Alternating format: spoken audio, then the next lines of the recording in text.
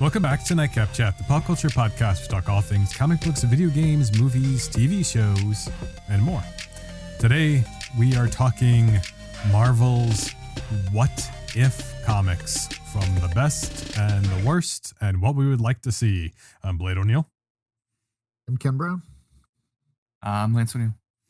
And of course, before we dive into it, just want to thank everyone for taking the time to like, share, listen, subscribe, show your support for Nightcap Chat. Thank you for the follows, the 5-star reviews on iTunes, the comments on social media, the messages, the text messages, the positive feedback at Ken's store, at the card shows. And speaking of the card shows, there was another card show over the past weekend on Saturday, the 17th, which was a lot of fun. Actually, card show, I think, is not even correct. I believe it was considered to be an expo, right? Ken, you didn't show up there, right? I did stop in for a little bit. Oh, did you? Yeah, just a small, cool little get together of people selling like trading cards, comics, pop culture items. That was kind of like a little pop culture show trying to build down there. Yeah, and it was really cool. I really dug it. I believe it was TCG Comics and Gamers 2021 Expo. So there'll be one every third Saturday of 2021. I'll definitely be going next month. Met a lot of cool people, a lot of cool vendors there. Gosh, I mean, I don't know if I can name all of you guys. Adam, Bernie B Sports Cards, the Poke Stash, Poke Pair, Everyday Non-Expert. Gosh, I believe that covers it. And if I left you out, my apologies, but I'm going to tag all the vendors that I found on social media.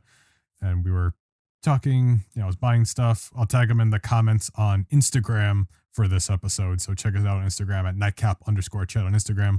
If you want to check out those vendors, especially if you like Pokemon cards, I really recommend checking these people out.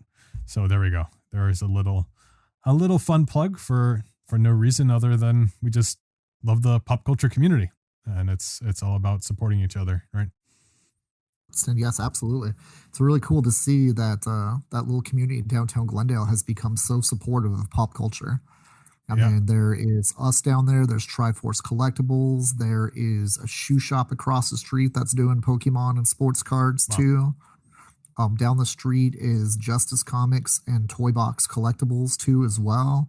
It's just a really big pop culture hub down there, and it's really kind of fun to see that. Not to mention also too, one of the original ones down there too, Smile and Jack's Pedal Cars and Antium's Miniatures. She does dollhouse miniatures, and he does a lot of die cast down there, and like cement models, like rubber cement, glue cement models, different eras. It's really cool community down there, and it's fun to see that it's really gravitated towards the fact of like that, how much love we shared for comics and toys and collectibles down there is starting to spread where other people are moving down there too as well. Yeah, and even though it was really small, I had a lot of fun. There were a lot of cool people there, and we just talked about the things we loved, and I was able to pick up some cool things. I'll probably also be posting some of my polls on social media, Blade O'Neill on Instagram. And of course, before I forget, this is at the American Legion Hall in Glendale, Arizona at 6827 North 58th Avenue in Glendale.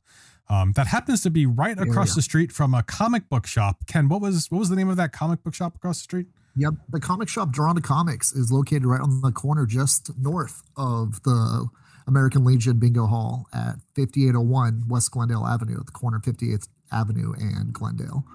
But dude, it's absolutely awesome to have this literally within a football throw by John Elway from our store to that bingo hall. I could do it. So and we could test this later. Exactly. Get Kyler Murray to come down and say, "Hey, Kyler, we challenge you, K1. If you could throw the football from our store to the American Legion Hall." It's like I think you can do it, Kyler. He might come up short. Oh my gosh. Get it? Pun. He's 5'4" or whatever. Pun. I had a feeling that's what it was. I won't pretend to know. Lance. Unbelievable. So speaking of comics, we got low-hanging fruit, Lance. Low-hanging fruit. Well, that's good because that makes it reachable then, right? At least for him. Oh man, sorry. We can keep going. Short jokes are easy. But Kyler Murray is like he's a pretty awesome for whatever size he is as any quarterback. He's pretty epic. Nice. So at Drawn to Comics, tomorrow or today, whenever you're listening to this podcast, there's some new books coming out, right, Ken? Mm-hmm. Yes, dude. There'll be some great new books coming out. What I always look forward to every Tuesday, once a month, when DC decides to release the new issue of Nightwing. And tomorrow we get a double dose. Oh, yeah. We get number 82 first print and number 81 second print. Wow. And the cover of the 81 second print, I love what they're doing with these second print covers. Okay, it's a picture of Tim Drake sitting on a park bench and Nightwing standing next to him. And on the background is a wall of graffiti that just looks super, super awesome, like very urban, modern culture look that's done by Bruno Redondo, the artist inside the book. And it's this book is nothing but fun now. I mean, Nightwing's by far not my favorite character, but the way Tom Taylor and Bruno Redondo have been telling the story, it's like you gotta enjoy the ride. I'm not sure where it's going to end up, but right now it's a lot of fun, dude. They just introduced in the last issue, number 81, that Dick Grayson's got a sister that he did not know about. And it's a Zuko adopted daughter, and she always thought that she was the legitimate daughter of the mobster Zuko, but she's claiming that she's actually a Grayson. So it's an interesting way to bring in a new storytell and a new character that is a nemesis, yet possibly an ally too, based off how Tom Taylor's crafted the story up to this point. And it's just each issue is like really slice of life, great read, and the art is like cinematic feeling. When you pick up and open this book, you're easily drawn in and you're wanting to see what happens next. But 81 and 82, like 81, if you missed it, it's going to second prints and it is coming out, and 82 is going to be more or less the origin of Melinda Zuko and how she fits into the Grayson family. So good stuff. And plus on the Marvel side, Moon Knight #1 is coming out. And Lance, you're familiar with this writer, Jed MacKay, who's been killing it on Black Cat for the past couple of years. He's coming on board with Moon Knight, and he will be crafting a new story for our favorite Spectre of the Night. And it looks like Alessandro Cappuccio, excuse me if I'm butchering your name, Mr. Cappuccio, or Cappuccio. But Alessandro Cappuccio is going to be doing the art on it. And so it's a good starting point. I mean, McNiven does an amazing David Finch-esque looking cover almost. I mean, with all due respect to Steve McNiven and David Finch, I mean, it's awesome looking, seeing the rain pouring down, the lightning striking behind Moon Knight on this gargoyle he's standing on the cover. One of the most awesome looking Moon Knight covers I've ever seen.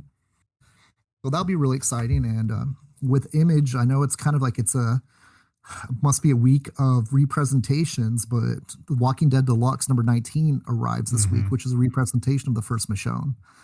Nice. And all the Walking Dead fans that love Michonne on the television show or in the comics series, another chance if you missed it to read that's uber expensive, now one of the most valuable Walking Dead issues in the whole run. Get another shot at it with some new creative talent on the covers too, to kind of give some new takes that we've not seen on Michonne too. But those are the things I'm kind of most excited about seeing this week. And do you guys have anything you're looking forward to at all?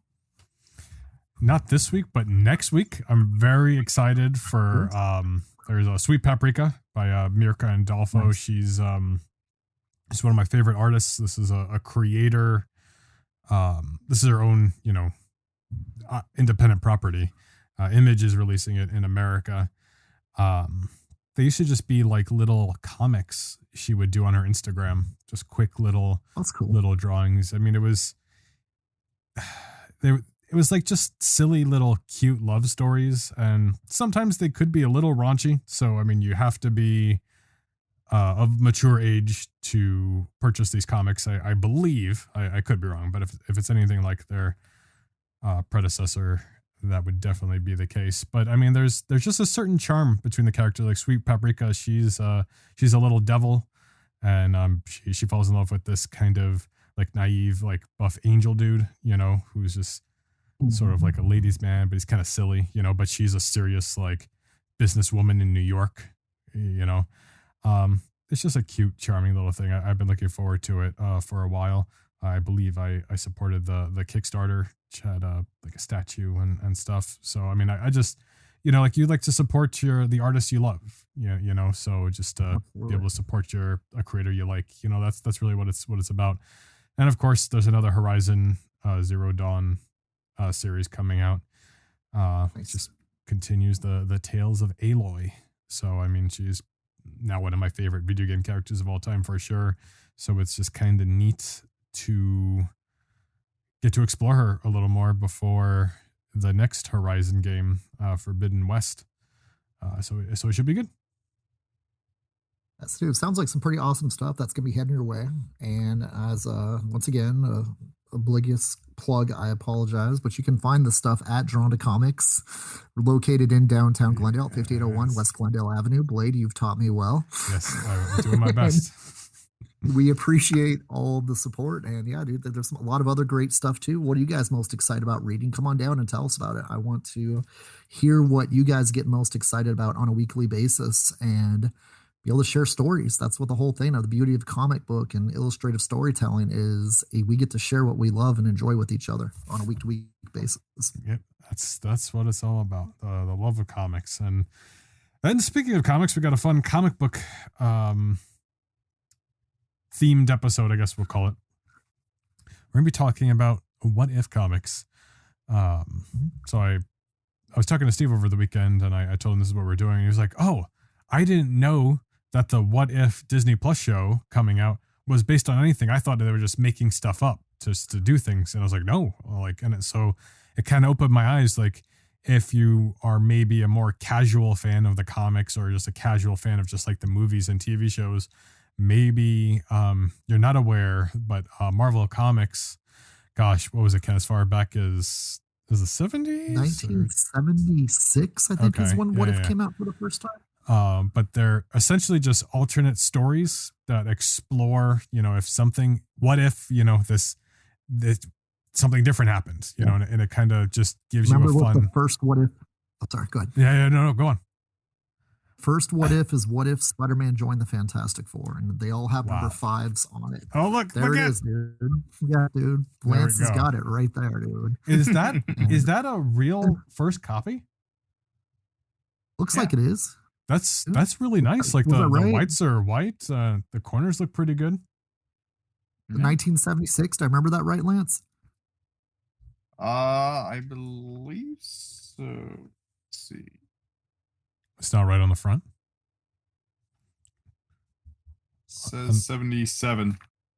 77. Gosh, close. Man, dude, I remember that right around that year. It was February of 77, so it's like right in the beginning of the year, Oh, so the copyright actually would have been in 1976, because weren't they like 2 to 3 months? Like the February was the month they were allowed to take it off the shelf for redemption, for refund return.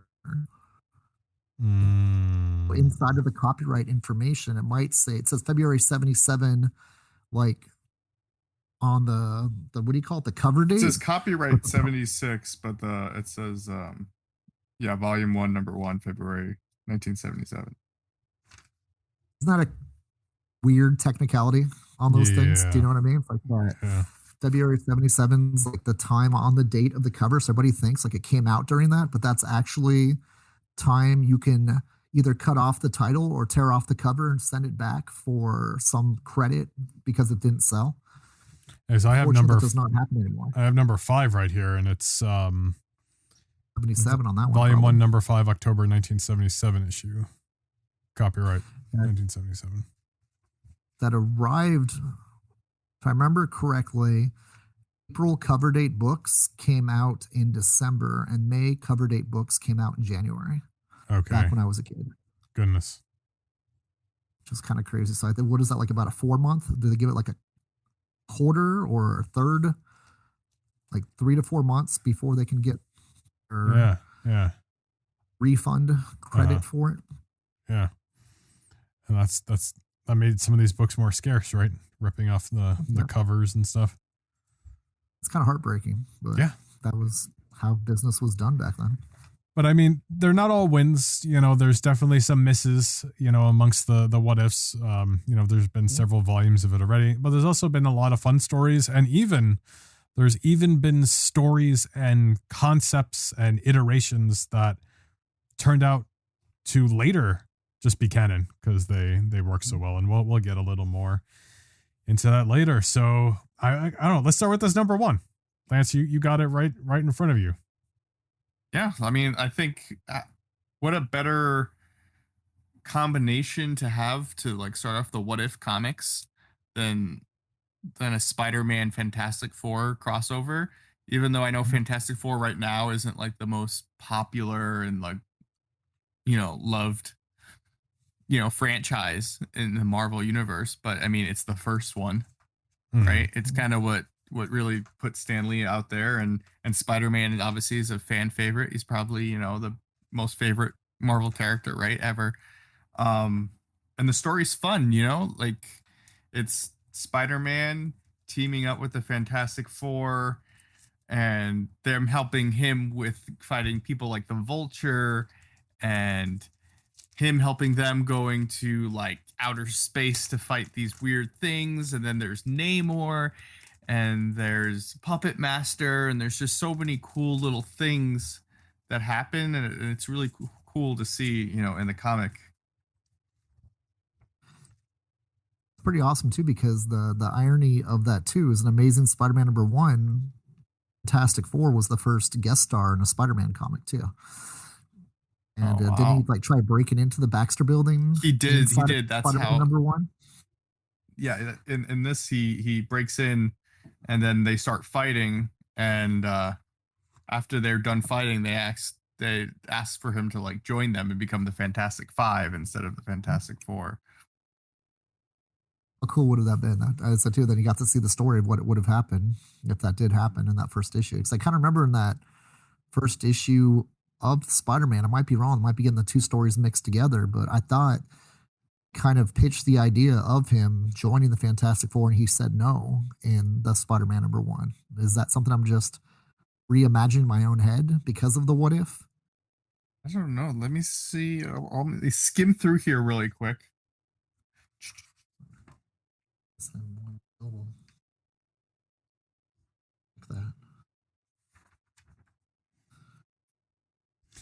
And while he's skimming, just sort of break the silence here for a second. What's really interesting is that this is not the first what if regarding like what if someone joined the Fantastic Four. Like this has happened a few times. I've got one here from oh man, why can't I find the year? What year is this, Ken? It's $1.25. I want to say, okay, I'm gonna say that's 1993. 93. I want to say 90s, but I didn't want to sound stupid. Ooh, I'm starting to think 91. I'm beginning to think by looking at it too. Might be 91, 92. Okay. Oh, 91. And this one is what if Namor had joined the Fantastic Four, which is a little less of a reach. Yeah. Of course, this makes it Fantastic Is Five. it a little less of a reach, or be kind of like awkward, the whole relationship and everything? I mean, sounds like a Fantastic 3 rather than Fantastic 5 there almost. It's like Thing and Human Torch. I don't know.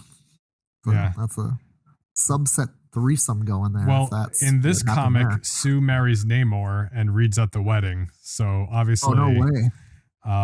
Reed was not the alpha male. How's Nick Fury everywhere? Nick Fury. Seen there?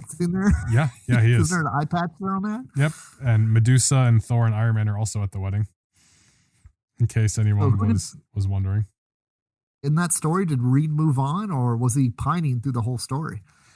Oh, gosh, damn, I wish I could like measure up to Namor.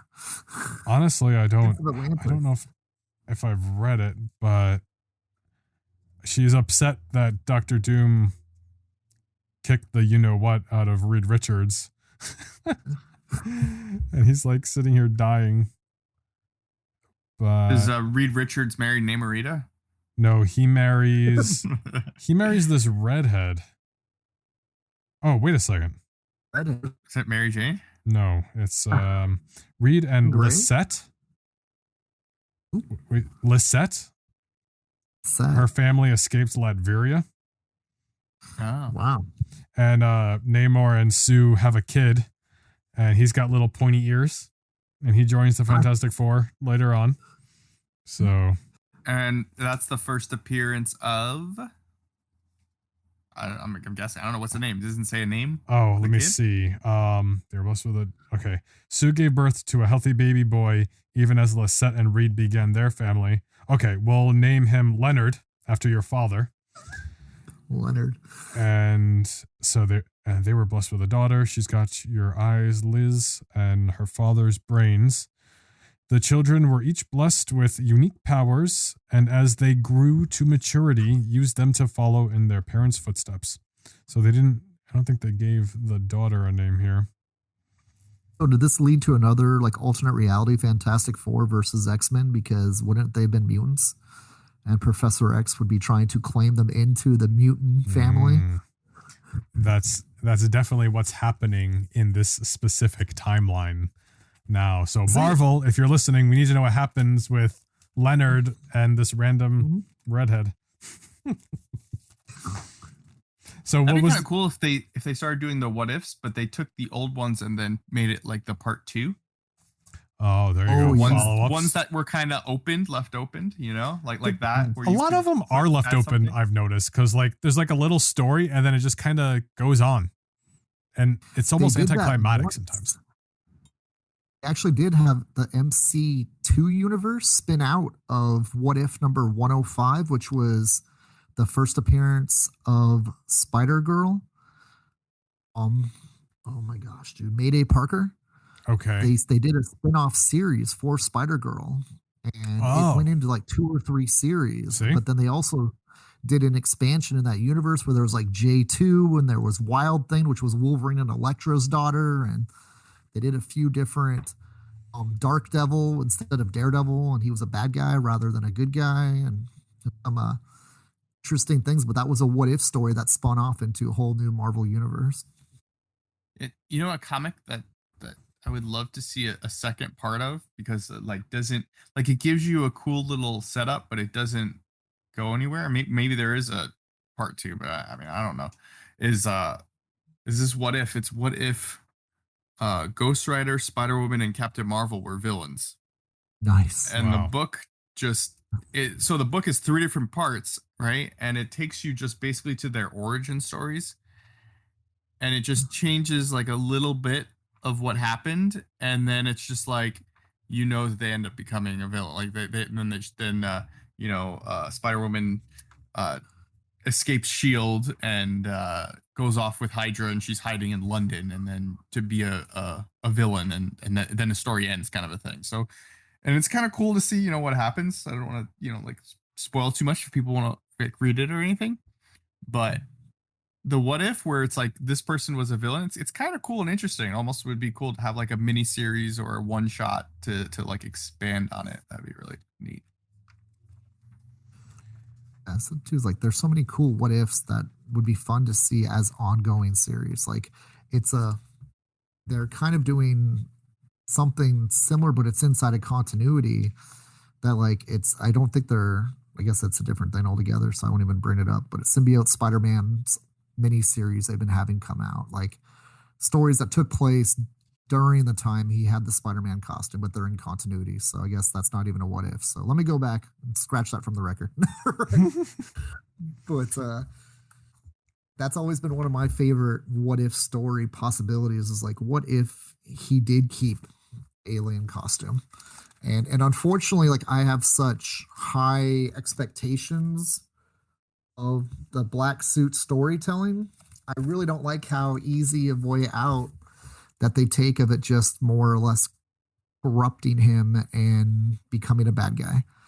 And the black suit never really became evil until Peter Parker rejected it. So if Peter Parker never rejected the suit, I don't see Peter Parker becoming a bad guy. Because the suit takes on the personality of the host. And Peter Parker is such a pure altruistic good guy. The black suit would go along with those needs of Peter Parker. And of course, the symbiote has its own needs for survival too. But they did a what if Secret Wars that kind of I felt was much more accurate towards what would happen if he did keep the symbiote suit, because there was a what if 114 where it's what if they never returned home from the Beyonders planet. Wow.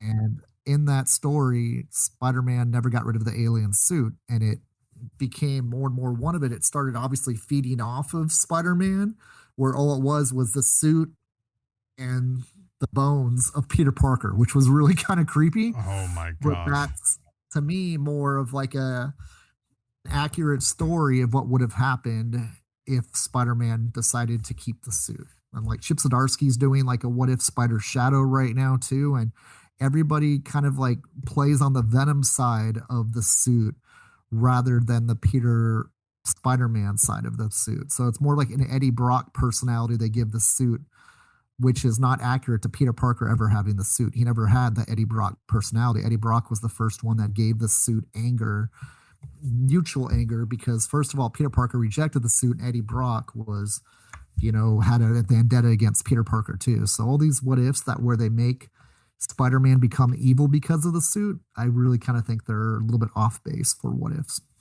And the point that you made about these what ifs, where they kind of just make the story like oh, he's just now bad, like, you know what I mean, like they kind of just things happen kind of easily. It does tend to happen a lot in these comics, in these what if comics. So like, because obviously it's just one comic, so they kind of have to be short and sweet and kind of just get to the point where there's not gonna be like too much of a build up. Like I was reading there's like a what if the Avengers defeated all of the heroes or got rid of all the heroes or whatever, and it was like this guy comes and he's like, hey, the only reason why you guys have all these bad people coming is because you guys exist. You guys have superpowers, so it brings on, the bad guys. So you just have to get rid of everyone. And then the Avengers are like, it's like 2 panels of them being like, I don't know, this seems kind of weird. And then they're like, you know what, let's just do it. And then there's just 5 pages of them just beating up every Marvel superhero group, like the Inhumans, Fantastic Four, just trashing everyone. And then they're the only ones left. And then they're like, I guess we have to get rid of each other now. Like it's just like what is going on? Like clearly this is a great idea. Meanwhile, it was, Kang's the one that made them, take out all the villains, and then there's like, the whole twist and everything, and it ends up being Kang trying to take over the world. But ridiculous. It was kind of a fun thing, but at the same time it was just like kind of lame. I was like, wow, like they're just gonna beat up everybody. Like it was just like maybe them, like, that should have worked like amongst like some like 5-year-olds or something. Yeah, right. Like the thought process was just like, all right, really, and then but it was kind of cool. Yeah, a cheap. That's what they are sometimes. A cheap excuse just to play out a scenario, which is fine. I'm gonna start with this one because it's one of my favorite what ifs, and I know I've talked about it on Nightcap Chat a few times. Oh yeah. It's what if newer Fantastic Four. It's different than the one with Spider-Man, Wolverine, Ghost Rider, and Hulk. But in this world, it says a rogue shape-shifting alien murdered the original Fantastic Four.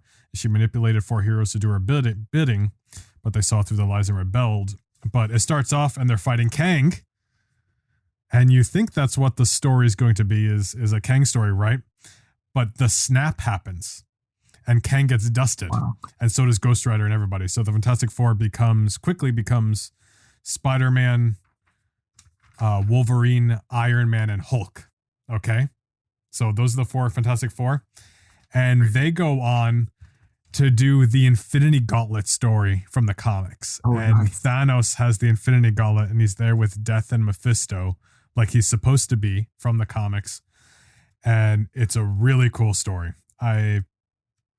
I want to tell you everything that happens. This is one of my favorite what ifs, and I'm sure I've gone over the story in past episodes of Nightcap Chat. So, but I won't spoil it again in case you're really interested. But it's a really fun story. It's just a fun alternate reality during the Infinity Gauntlet.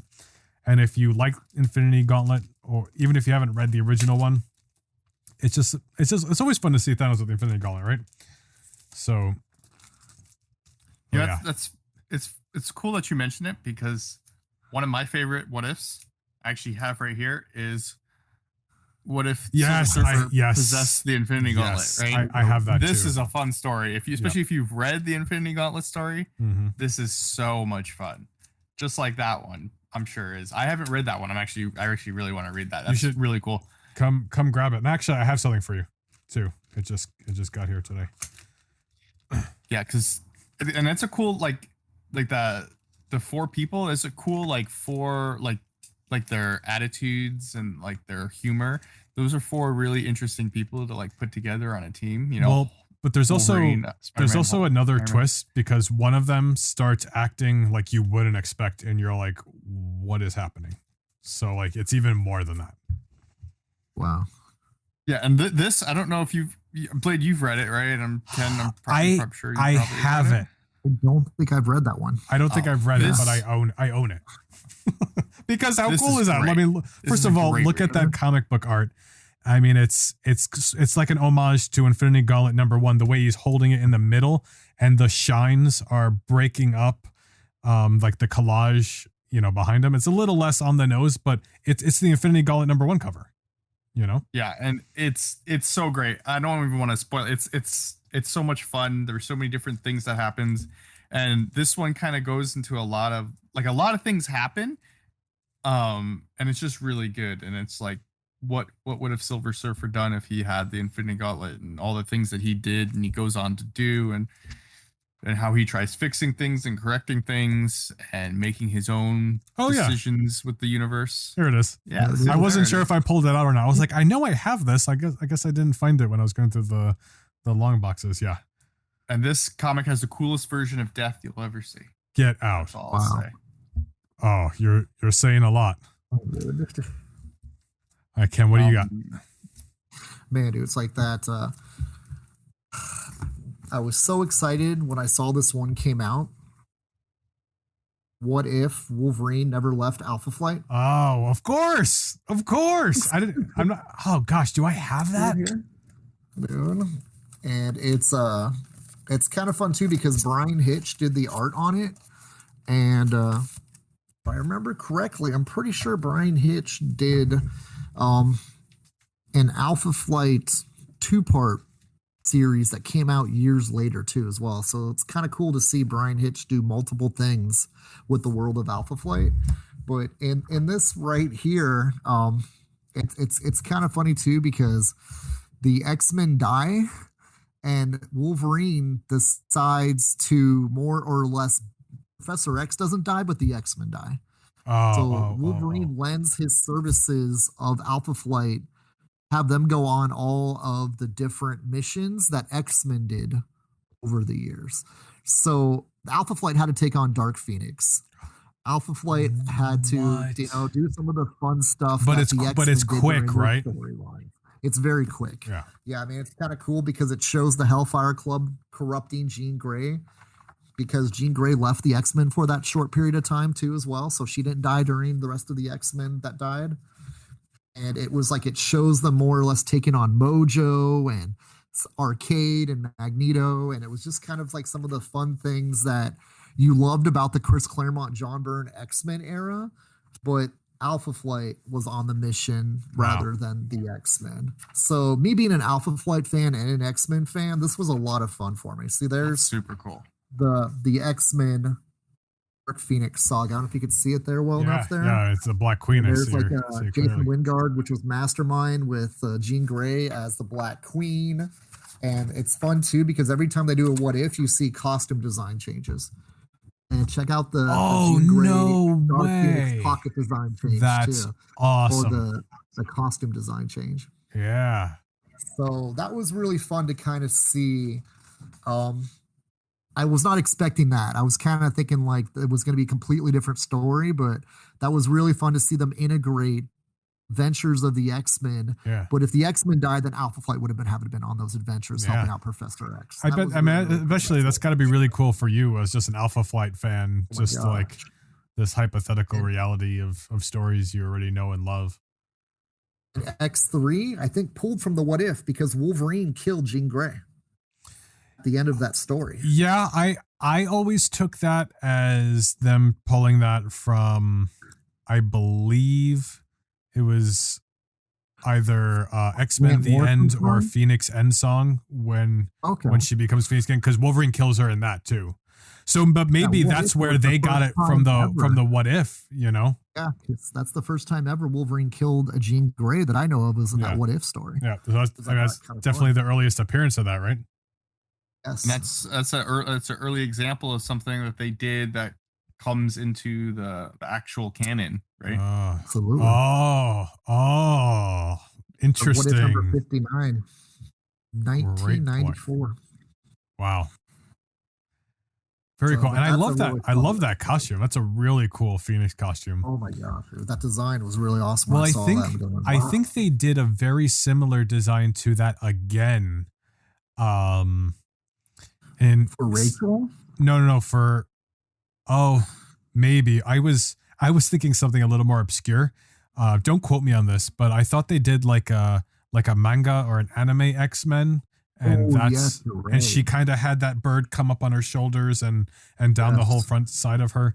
So even on her wrists, they have the Phoenix emblem on her wrist designed in the costume. That's too, cool. Which is Really cool. I'm definitely really tempted. I mean, we're not tempted. I definitely want to check that out. I love finding what ifs because, like, I mean, I don't know if it's still a thing, but like, you can usually find them in like dollar bins, and you can pick them up for a good price. I mean, that's how I got most of mine. And there's also Lance touched on too. They're also self-contained. Yes, dude, I love that one too. Go ahead. Oh yeah, I have that. What if the Phoenix had not died? I actually haven't read this. Yeah. You haven't read that, dude? Read that. No. That's one of the what ifs that I really enjoyed leaving. Do you know who drew that cover too? No. Frank Miller drew that cover. Get out. Oh. Read it right now. Isn't that cool? Read it right now? I'm just kidding. It's not the new comics. You can't read it in like 2 minutes. No kidding. I was trying to burst through this one just now, and there was so much text that I couldn't. This is a double one. This is what if Dazzler had become a Herald of Galactus, and what if Iron Man was trapped in the time of King Arthur. So, dude, that's from Iron Man 149, 150, isn't it? When Dr. Doom fought Iron Man? Yeah. Yes. Instead of him coming back, it's going to be him staying there. So that's how it starts. It's a whole story with like Morgan Le Fay, obviously. You probably, saw that coming from a mile away. The Iron Man one seems a little more interesting than the Dazzler one because, Tony Stark gets knighted and there's these great moments where they're like, hurrah, Sir Anthony of Iron. Nice. Like how do you beat that? And of course, yeah.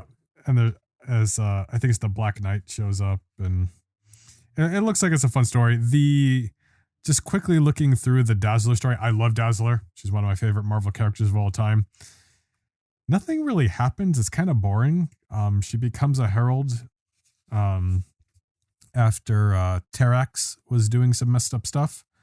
And she just kind of runs around and she just kind of finds peace with hanging out with Galactus and stuff. And that's really it. And it's just kind of lame. But it's fun. It's all good. Anything with Galactus is always fun. Yeah. All right, Lance. I didn't mean to skip your turn there. You'd skip my turn. I was just showing the Phoenix one. I know that one's cool. I'm surprised I didn't find that when I was going through my boxes, but they're not all very easily accessible. Well, I have a lot of Spider-Man ones that I haven't gotten around to read yet. It's kind of funny, some of these, like, what if Spider-Man had not become a crime fighter? Like he's sitting here on stage on the cover, like, here's Spidey, Remember that too. He stayed an entertainer rather than becoming a superhero. Yeah. I've got a good Spider-Man one here that I haven't read. I'd be curious to know if Ken read it. I think this is also from the 90s. What if J. Jonah Jameson adopted Spider-Man? I've not read that. I kind of want to read that though. I love even after he adopts him, he goes, "Oh, I'm still gonna kill you." Yeah, even on the cover, he's like, "I loved you like a son. I love you like the son you killed, Parker. So now Spider-Man must die." What's that mean? I don't know. Mine has like a coffee spill in the corner or something. Like I definitely got this in a dollar bin. It's coverless. I didn't even know. The cover came right off. Speaking of killing, there's a what if Spider-Man became a murderer? Oh, nice. Wow, that's that one, man, dude. All these what ifs came out. The Lethal Lizard. Yeah, dude, reading what if. All these what ifs. What? Awesome. Some of these, like I wasn't reading what if at a time. A lot of those what ifs came out the second ones. Yeah. Because most of them came out during the Image era, and I was transitioning over to Image from Marvel for a little bit, which was a kind of a horrible adventure because all the creators I loved left to go do other stuff and let other creators take over their books. Mm-hmm. That's why I thought they left Marvel in the first place, so they could do their own thing. But some of them did. Some of them kept on doing other stuff too. But there's so many what ifs that came out during that time frame that I missed.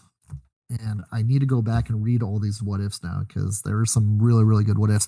That one I've read, dude. I love that one. Spider-Man's clone lives, which is interesting that one became a reality too. Yeah. And what's cool about this, the bottom of this, it says there's an untold Inhuman story in there too. So that's cool. Nice. I thought it was crazy that they did the Clone Saga after the What If, and I'm kind of going, wow, dude, it's like they kind of took that whole type of thing that they did from, he dropped them in the smokestack and he survived, right, in the What If, and then he came back and kind of wanted to prove that he was the real Spider-Man, right, if I remember correctly in that What If, and Peter Parker was the real clone. I think so. I haven't. I think I read that like 10 years ago. I don't know. I don't really remember. My other favorite what ifs was what if number 46, which was what if Uncle Ben had lived and Aunt May died. Wow. And that turned out to be a huge cluster F for Peter Parker because didn't Uncle Ben go to prison or something? They did something like where he just more or less started trying to market Spider-Man, where it's like he became his agent rather than his uncle type of thing. It's like that. Okay, you need to do this with these powers, and you need to do this with these powers, and it was. I think at the end, if I remember correctly, too, Uncle Ben died anyway at the end or something to that effect. Oh gosh! Oh, come on! I know. Did he start his rice company first at least this time? No. Sorry, that wasn't even funny. Go back to your cabin. People dying and not dying, and then them putting it into the comics is, actually happened. Is, what if Elektra had lived? Yeah, another good one. Right? Frank Miller did the interiors on that too. You know what's crazy? I've seen this comic, I don't know how many times, like 20, 30 times. Have you guys ever realized at the bottom of the comic, it says, what if Yellow Jacket had died instead? Oh, no. I didn't even know that was in this. Yeah. And I think I have that comic. Right? Like, pretty sure. It's this little bottom thing. I never even realized it. A handful of them all have a little bottom thing. And I think consecutively like that. Yeah. In that same vein, I have this one. It's what if the Punisher had killed Daredevil? Oh, wow. It's interesting. So some of them are just, they didn't die here. They did die here. It's just they're little twists. Like what if Wolverine had killed the Hulk? It's another one actually, of famous I have ones. that. Oh, no kidding. Based on Hulk 180, 181? There's the opposite. There's what if the Hulk had killed Wolverine? Yeah. Whoa. Love that cover too with the silver adamantium on the cover type of looking cover. Yeah. Wow. I'm trying to quickly skim through this. The Punisher had killed Daredevil, and Spider-Man's in it. Spider-Man's fighting Punisher. There's another what if Daredevil one where it's like, what if the villain's new Daredevil was blind or something? Interesting. Something silly. I have what? I have a bunch of these Daredevil what if comics. I have what if Daredevil killed the Kingpin, I think. I have it right here. Oh no, Kingpin is beating up Frank Castle at the end of this. This one seems like it might be a little anticlimactic. As far as Daredevil stuff, I think I have two right here. What if the Kingpin owned Daredevil? So this is a newer one. And then what if, oh no, but it's Punisher. What if the Punisher became an agent of S.H.I.E.L.D.? Nice. And then what if Daredevil killed the Kingpin? Standing, yes. Remember that one too. And that's from the Born Again storyline, of course. That's almost like this right here too. They must have let people being agents of S.H.I.E.L.D. because what if Wolverine? No, that's what I was going to do next. S.H.I.E.L.D.? I love this one. This dude here, it's just so badass. Like it's unfortunately Rob Liefeld's art in it, but other than that's pretty fun. You took the words right out of my mouth. Have you read this? Have you read this one? I have not, ironically, because I can't get over Rob Liefeld's art. So here's the thing. I'm looking at it here. I need to flip through this, actually. If you can get past this, this is actually like one of the better what ifs, in my opinion. Wow. It's a solid story, and I'm going to go ahead and spoil it. So if you don't want to hear the spoiler, just skip ahead 60 seconds here. So essentially, Fury, this also takes place a little after Hulk 181. But Fury recruits him, and there's like a traitor in their midst, and he just kills Dum Dung Dugan, and it turns out he's a robot, and like Wolverine just like blows through the ranks, and I think in the end, if I'm not mistaken, he just becomes the director of S.H.I.E.L.D. Oh wow! Oh, so if you want to know, I guess he'd outlive everyone. So right, yeah, I guess that's fair. But here's the fun thing about this comic. There's a 1-page what if at the end. And it's what if Aunt May was a mutant with claws. Do you see that, Ken? It's right on page 27. What if Aunt May was a mutant with claws? Yeah, look at it. It's just a 1-page one-shot. Jim Valentino did the art in it too, which is pretty cool. Created Shadowhawk and used to do Guardians of the Galaxy back in the day. There you go. Do you see it? Look at this. Look at this. Yeah. She's trying to keep them away from the pie. That's so like it's almost like they were like pitching ideas and they were like, yeah, I don't really know where to go with it. Just put it in a page at the end of something. You know what I mean? Like why would you? Because the gag is just she's cutting her apple pie at the end with her Wolverine claw. Even worse, you have what if Punisher didn't use guns and he's spanking the bad guys. Are you? And then he's like a bad teacher. Did you see on the next page? Oh my gosh! You guys gotta look at this if we decide to publish. Make bombs. There's an apple sitting on the desk, Crime and Punishment, with the book next to it, and the apple's got a wick that's gonna explode. That's really weird. I don't even know if they realized what they were doing or not here. What if Captain America hadn't been thought out? That's people Eskimos are taking photo pictures with Captain America. Only $2. The next issue for this one, because this is what if number 7. The next issue, which I have right here, is what if Iron Man lost the Armor Wars. I don't think you don't have that one. I have it right here. Let me pull this up. Stand by. I have it. Another one, of course, I haven't read. That's the story of the night. And here it is. Here we go, Lance. Yeah, I'm pretty sure. I don't think I have that. I'm sure you can pick it up for a couple bucks on eBay. And are what if books climbing at all because of the TV show, or are they still just relatively under the radar? Do you know, Ken? Right now, they're kind of under the radar because nobody knows what they're going to touch on. Do you know what I mean? Other than the fact you saw that T'Challa became Star-Lord and there's an Exiles issue where Peggy Carter became Captain America in an alternate reality, which is funny too because the What If universe expands just What If. I mean, there was this What If was canceled and replaced by a series called The Exiles because X-Men was so popular at the time, and Blink was a character that they dreaded killing too quickly because she built a cult following when they killed her off in the X-Men during oh man, what was the storyline where the generation lost, or it was the storyline led into Generation X. Remember Generation X comic series back in the 90s? Yes, I didn't like read it, but I'm aware of it. Yeah, it's kind of like the next generation of X-Men. They kind of canceled, like when New Mutants became X-Force, they started a new series called Generation X that was kind of like the new young X-Men. But Blink was in that first storyline, but she died during that storyline.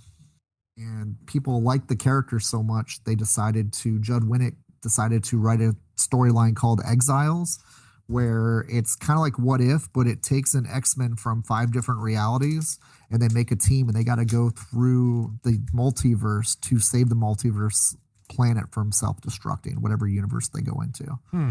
And if one of those characters dies or decides to stay behind in that universe, then I think his name was the Timekeeper. I'm trying to remember what his name was, but the guy that more or less was their. You ever watch the TV show Quantum Leap? No. Back in the day with Scott Bakula, but it was kind of a reality hopping thing of saving time from self-destructing itself. But there was a Talus that Blink wars, the leader, and where she tapped on the Talus and it would take him to whatever reality that they would have to go save. And if one of them died or stayed behind, then they would automatically be replaced from a person from a different dimension. And they would just be a team of more or less dimension savers hopping from dimension to dimension. They call it Exiles. I have Exiles comics. I don't know if I've read them or not. Yeah, they're pretty good. There's some good stuff in there. I think the only What If that I know of that is worth anything is the What If Jane Foster became Thor, because that comic is now her first appearance, and it's worth a good chunk of change. It's worth I think at least $100 or something like that. It is, and I don't know if I agree with that because it's an alternate reality. To me, it shouldn't count, and I understand it's the first time this concept was brought to the comics, but to me, that's still not the first appearance of her as Thor in a universe that matters.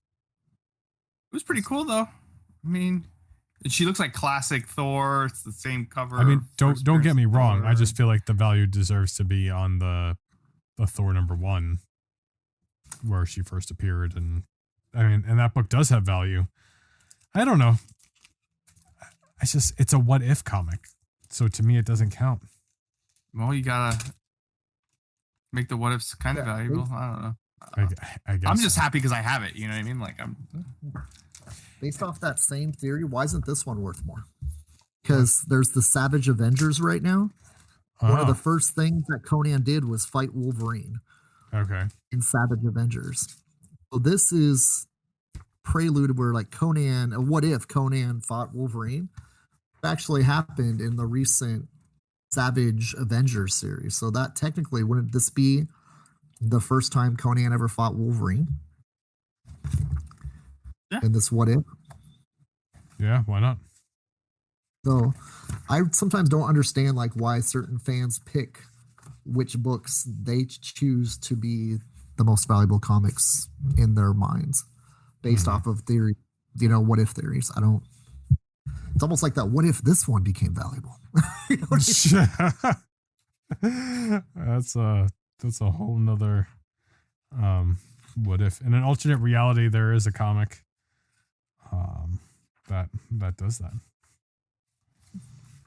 And there's an alternate reality where all the comics are what if, and then the other comics that aren't what ifs are rarer than I don't even know what I'm saying anymore. Yeah, I guess all comics are what ifs in a way, because like, what if this actually happened in the real world? Mm-hmm. What if there was a person that was bit by a radioactive spider? Yeah. What if this is That's an very alternate reality? Yeah. What if Nightcap chat is an alternate reality? Whoa. Oh, nice. And We need there's to do what if edition of Nightcap chat. We go through episodes and say, well, what if this happened? And then Yes, dude. what if Blade was not mad that Hulu didn't fix their play button? So what ifs have they not done that you guys would like to see? Man, that is a good question.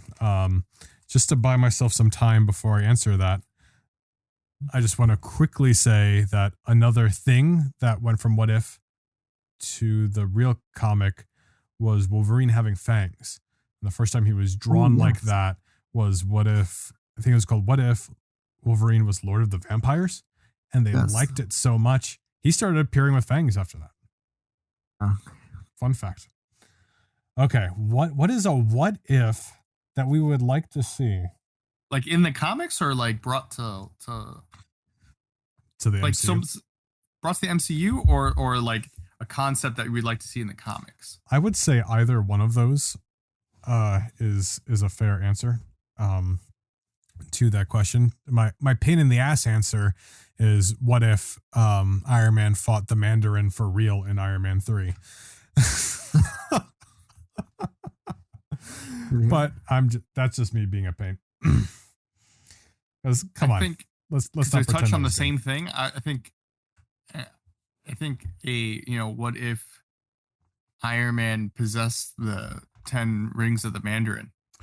Oh, that'd be cool. Ooh. Never been done. That'd be cool, right? Like he he built it into his armor somehow, and his like different pieces of armor, or just just on his gauntlets, on his right, and it's just like he's like this crazy. I've never heard of that. I don't right, Ken? I don't think that's a thing, right? Yeah. I've never read that one. What if Tony Stark had the 10 rings of the Mandarin?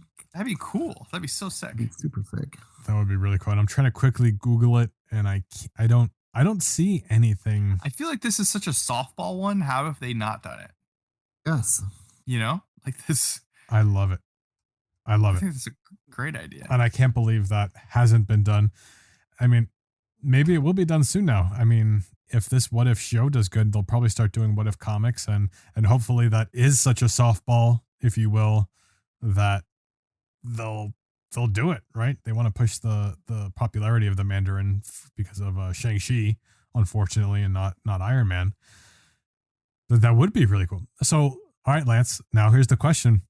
What if Tony Stark had the 10 rings of the Mandarin? What does that story look like? I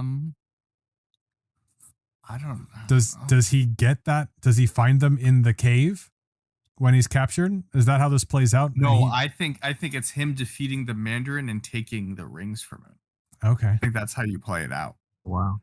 Okay. He pulls the rings so that way, you'll never be able to use them again. And then Iron Man's just like, maybe I could like manipulate this to my own good. And then he becomes insanely powerful because his ability to mix his technology with the rings, you can make it that it, amplifies the power, or he's able to manipulate it in a different way because of the technology, right? Because, they always say, science is just, magic's just science you don't understand yet, or whatever, nonsense they always say, right? So you can change it and make him just like insanely powerful, like one of the strongest beings in the universe because of it, Does he think stop? That's how you go with does it. he stop Thanos with the Infinity Gauntlet just with ease? I don't know about that. That might be a bit much, but going too far. Yeah. Okay. But maybe beats up Thor or something. Like something that's cool. Yeah, for sure. Ken, do you have a what if that you would like to see done? Yeah, dude. Put some major thought into that too as well, because there's a couple that go through my mind and I'm kind of going, yeah, that's not that exciting of a story, but it's kind of so what if Miles Morales still got bit by a spider and Peter Parker, Ultimate Spider-Man, never died, but they did that Spider-Man thing where they met up from different realities anyway. Okay. And if Peter Parker never died, would Peter Parker consider Miles Morales becoming Spider-Man an annoyance because he's still there? Or like a rival, or what would he embrace him as a little younger, like, mentor?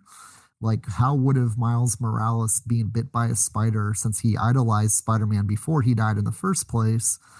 It's the ultimate universe that gave him the courage to become Spider-Man was when Peter Parker, he saw die on national TV, and he's going to our local television, and he goes, "Oh my gosh, it's like that. This world needs a Spider-Man." And it was shortly after he got bit by a spider himself and didn't know what to do with his abilities. Would he become something completely different?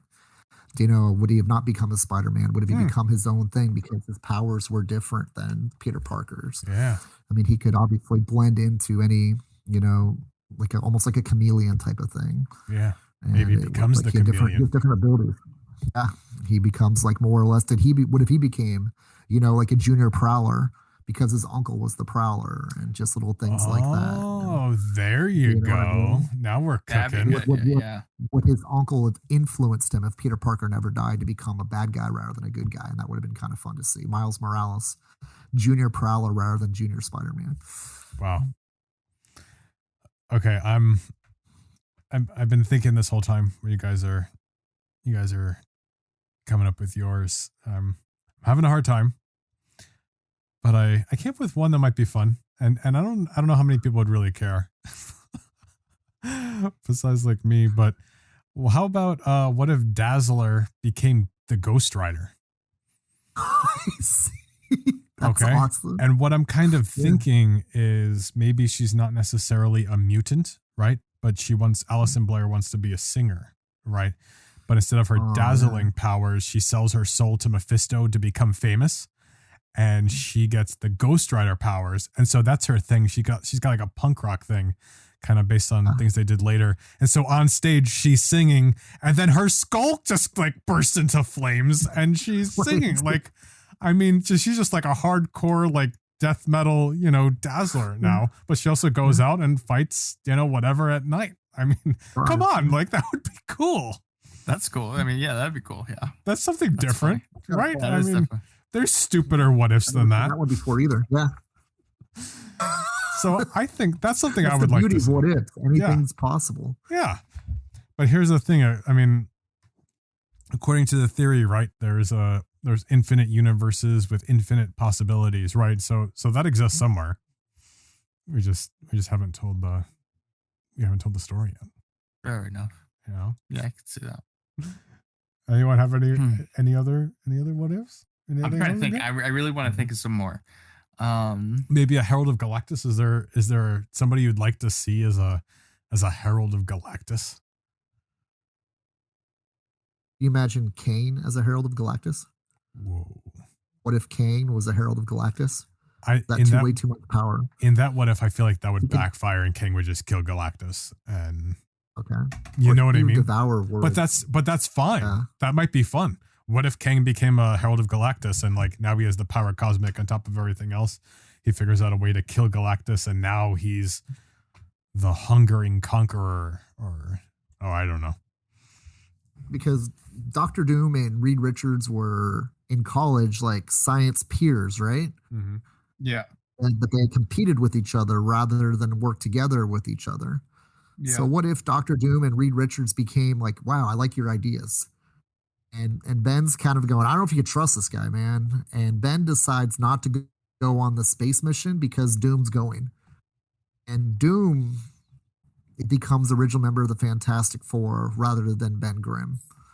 And then Ben Grimm's kind of like, even when Doom's back with his powers, Ben's all there, dude, I still don't trust this guy. And the whole thing is like, Reed's like, well, this guy's got brilliant ideas and we could change the world together. And look, now we have powers. And Ben never becomes the thing. And Ben kind of stays rational towards the whole thing. And Reed kind of is like torn between the fact is like, Dr. Doom a bad guy or is Dr. Doom a good guy? And then at the end, you really do find out Dr. Doom is the bad guy because he gets more power hungry and he thinks he doesn't need Reed anymore. And then Ben kind of becomes more or less the hero of the story, but he doesn't need to use any of his rock abilities to become the hero of the story.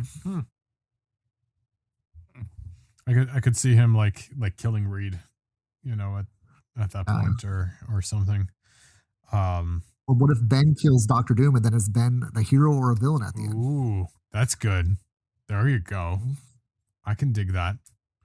Totally. That's like that. It's like, and it's Doom's like getting ready to kill Reed Richards, and Ben, stops him. And it's like Reed's like, "Why did you kill?" Do you know what I mean? It's kind of like who's the villain and who's the hero of the story at the time it's done. Oh, I just thought of a good what if. What if Black Cat killed Mary Jane? Oh no! Well, then you don't have to worry about. Yeah. No, I mean he didn't have to know. He just, how I'm about- so sorry for your loss, Pete. Oh, it's about the- okay. You can console with me, and then there's no him breaking up for Mary Jane. It's just Mary Jane's dead. How about this then too? Like, what if Green Goblin killed Mary Jane rather than Gwen Stacy, and Peter had to choose between Black Cat and Gwen Stacy? It's still easy. Still easy. It's always the same answer. Oh, it's Felicia Hardy. Felicia Hardy every time. Okay, so we've seen Fantastic Four. They're always changing members for these what ifs. So then, what if Fantastic Four incarnation? Sorry, would you like to see?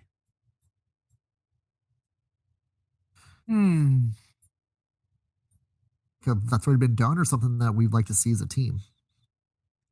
Yeah, what would you in your what if if Marvel was like, here, write a what if with the Fantastic Four, but pick 4 characters. What were the 4 characters you would pick? I'll go first. What you guys are thinking? I didn't think it was going to be that hard. Mine would be Deadpool, Dazzler, Domino, and I've got a lot that I want to throw in here, but I think I'm going to go with Blade. And why would they all get together? Oh, I didn't expect to have to justify that. Okay, let me see. So the Fantastic Four, they get defeated by Galactus.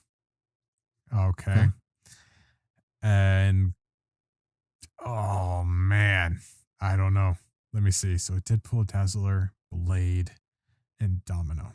Okay. Hold on. Let me backtrack here. How can I get these people together real quick? Yeah, this is hard. The Deadpool Domino connection? Yeah, that's what I was thinking of. So toward their first appearance. Yeah. So how about at that point, Domino is copycat, right? Deadpool's around there somewhere. So after Deadpool fails to assassinate Cable, who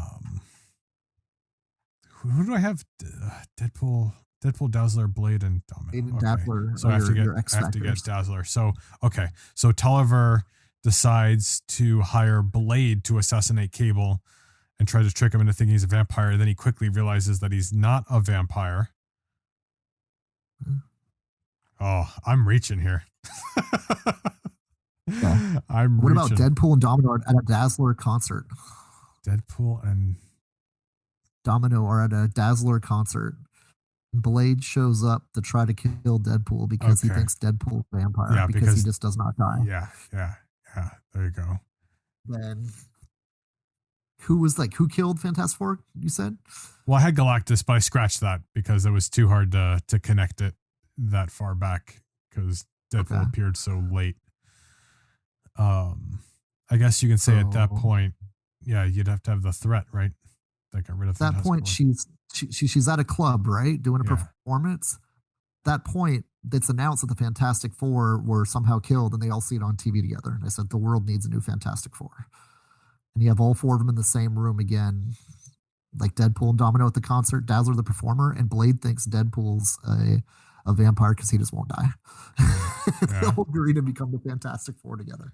I don't know, just a thought. And then at the concert, something crazy, like some crazy bad guy comes in. Yeah, that's what I was. And then he just it busts through the concert, and then they all end up having to fight together, even though they're not necessarily fighting together. They're just all happen to be there at the same time, and they defeat some like Blastar or Terrax, someone like pretty schooled, and they're like, you know what? This guy used to be a Herald of Galactus. If the Fantastic Four could take him, maybe we should replace the Fantastic Four, and then that's it. Yeah, and I was just to make it like a quick what if, like you got to come up with some kind of reason for them to quickly all come together. I think a Dazzler concert's where it's at. Maybe you have the vampires team up with what's Cable's son's name? Like Scythe or Strife? No. So like Strife teams up with the vampires and they attack the concert. So that's why Deadpool and Domino are there. It's a Dazzler concert, and Blade is chasing down the vampires in this whole big fight.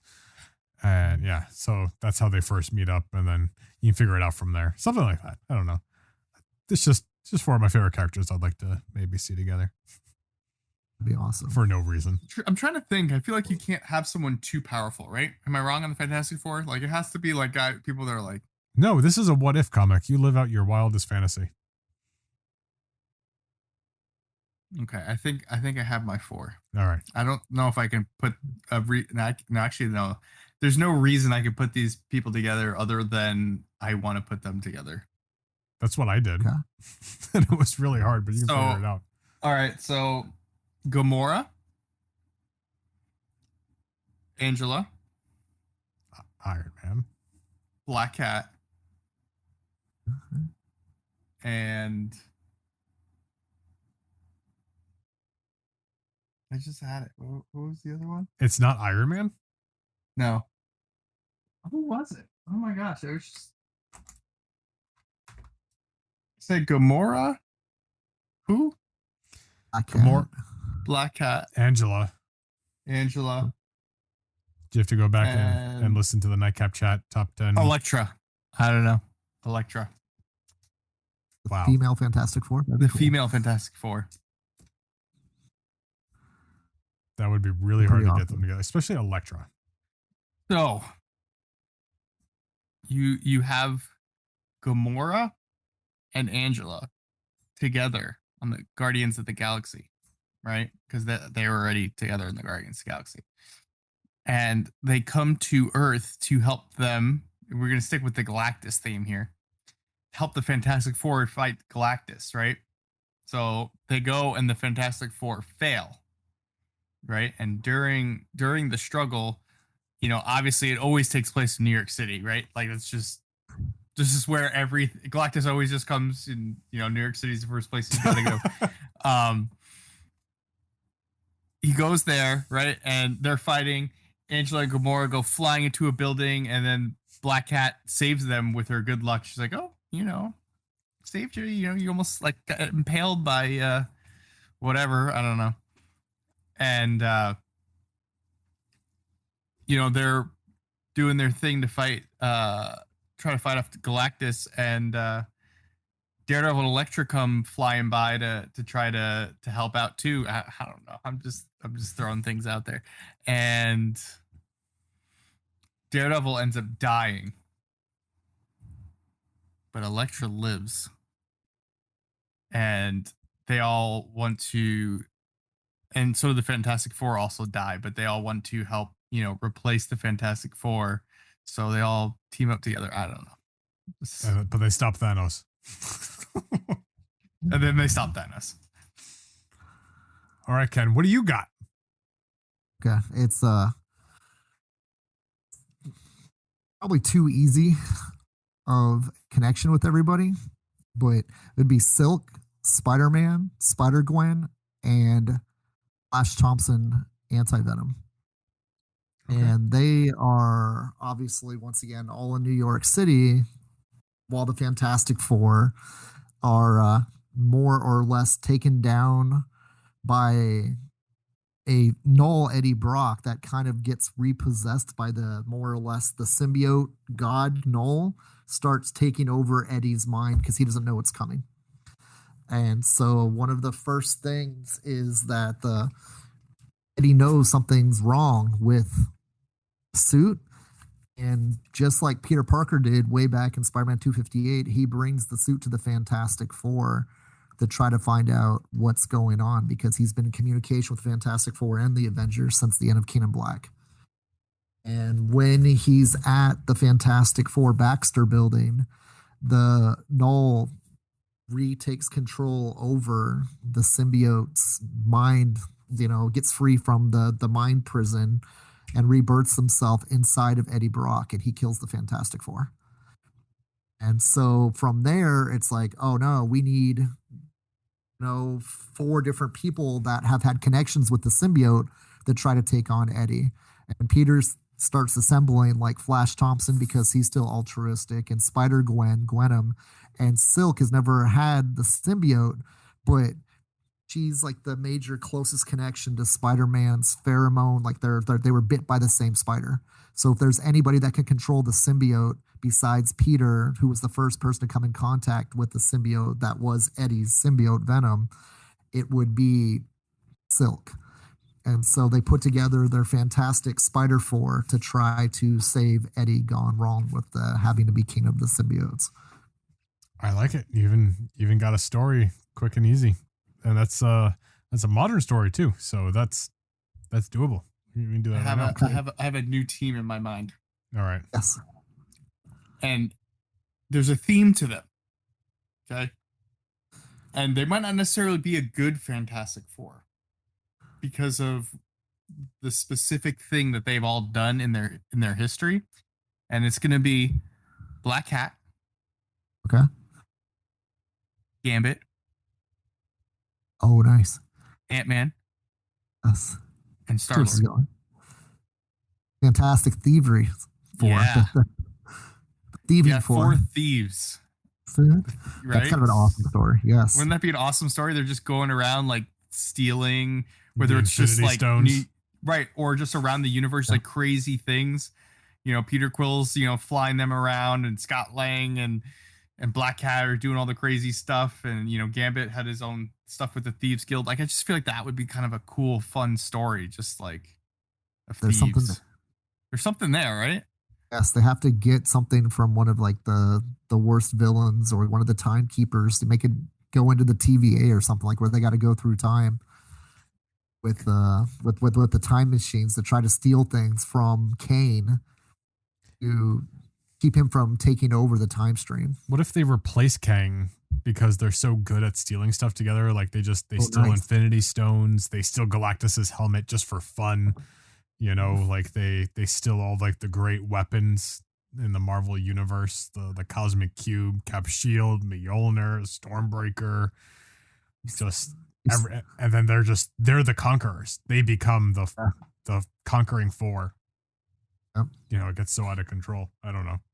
You see the 4 of them riding Silver Surfer surfboard. Yes, yeah, that's what I mean. Eventually, they just start driving around. What's Beta Ray Bill's ship? The Scuttlebutt. The Scuttlebutt. I was like, booty? I couldn't think of it. Yeah, that would be a lot of fun. They steal like the X-Men's jet and the Avengers jet. Just for fun. That'd be a great TV series, short TV series on Disney Plus. The Thieving Four. Why not? What if are you listening? All right. Anything else before we wrap this up? I'm good. That's fun stuff. Yeah, the What If comics are a lot of fun. There's all kinds of series. There's several volumes. You can check them out. Find them at any back issue bin, especially Adrena Comics on the corner of 50th Avenue in Glendale, Arizona. We did that 3 times in one episode. That's a new record. We're at Nightcap Chat on Facebook and I guess Twitter, if you want to follow us on there. Nightcap_chat on Instagram. If you enjoy the podcast, leave those 5-star reviews on platforms, especially like iTunes. You have any ideas for future episodes? Like you want to hear us talk about something, let us know on social media. You can email us at nightcapchat@gmail.com. And what are some of your favorite What If stories? You can let us know on social media or let us know at Adrena Comics. Thank you guys, and I appreciate all of the love and support of the shop, you guys, dude. It's funny since you guys did it already 3 times. I guess since we were talking about the Fantastic Four, let's do it a fantastic 4th time. Aha! So you can find us at Adrena Comics in downtown Glendale at 5801 West Glendale Avenue in Glendale, Arizona, on Facebook, Instagram, and Twitter. And appreciate you guys, dude. We can't do this show without you, and thank you guys for bringing me in on a weekly basis with this. And you can catch me on Twitch, Twitter, and Instagram at Tales of Lance, playing video games, being stupid. And I'm Blade O'Neill at Blade O'Neill on Instagram and Twitter, and Blade O'Neill VO on Facebook. You can follow my shenanigans. Post about my voiceover and production work, sometimes about comic books, video games, Nightcap chat, and other fun things. Try to make it fun. I got a cool video game to announce really soon that I am a part of. So I appreciate you all taking the time to listen. We love you. Be safe, and we will catch you all next week. Thank you. Have a good week.